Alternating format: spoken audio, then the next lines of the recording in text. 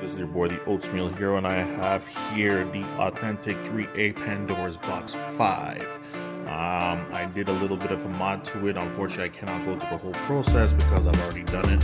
So I'm going to show you exactly what I did and a little step-by-step, just a little fast-forwarding of what's done. So if you already know what the authentic Pandora's Box actually looks like, you know, on the Wolverine side here, you have the pink button, which I had to leave here because I ended up buying the wrong size.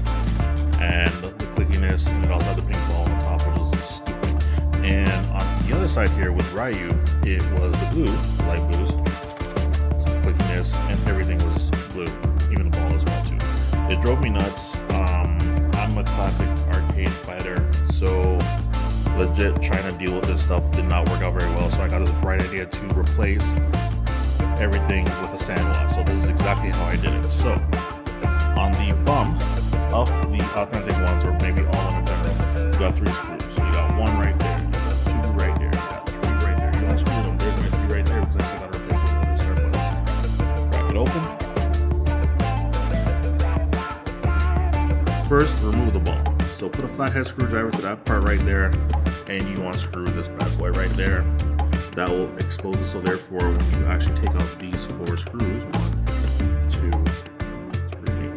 3, 4, it literally drops off and everything is smooth from there.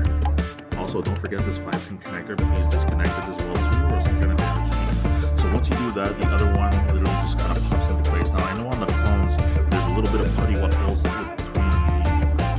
between this plate here and the actual unit itself. On this guy here, it literally, once you undo the screws, or sorry, the bolts, it literally just kind of falls into your hand. So once you do that, take the other one, you pop it in, you put it in the same position, which I did here. So I end up screwing and then bolting back up these 4 bolts right there.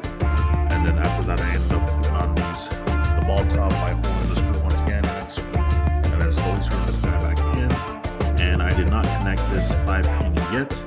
I ended up doing these buttons first. So with the buttons, a little bit of a trick. They all have tabs on there, 2 of them. So 1 right there, and the other guy is right on over there. You literally take the one side, you press it on the other side, and you feed it up through here. Don't forget to remove these guys here. Sometimes they could be a little bit snug. So what I do suggest, take a flathead screwdriver and kind of give it a little bit of a nudge of encouragement. It'll make your job a little bit easier. Once you actually have that, you would take the replacement button and literally feed it from the top, and literally with a little bit of force, you push it right in. It secures in because of the tabs. It is not going anywhere. You put the leads back into them. It doesn't really matter which way you do it, but I just kind of, if it fits that way, I kind of put it back in that way. That was just me though. And once that was said and done, I did it to all this side first.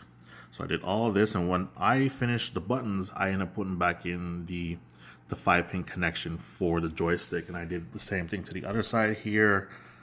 Like I said, joystick first, take out the ball, undo the bolts, replace them, screw the bolts back in, secure it,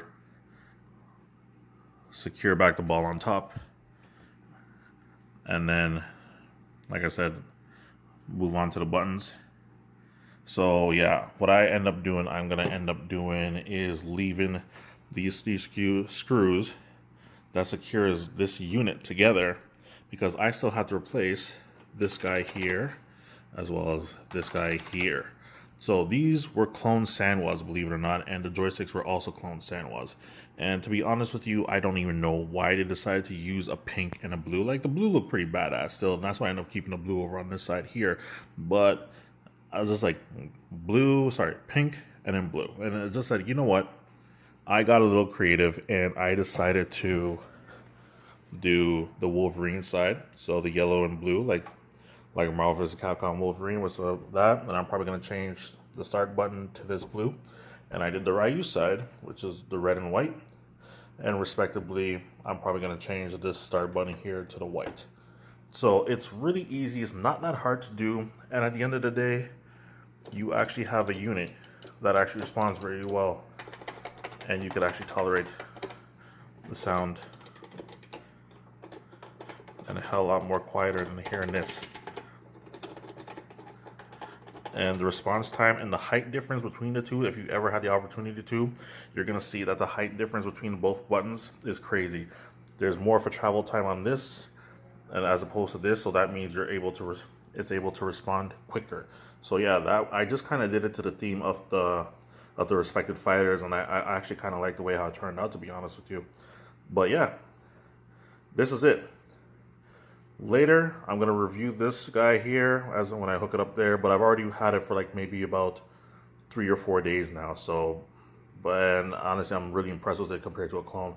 But I'll get into that another time. I just wanted to show you how to really do the buttons.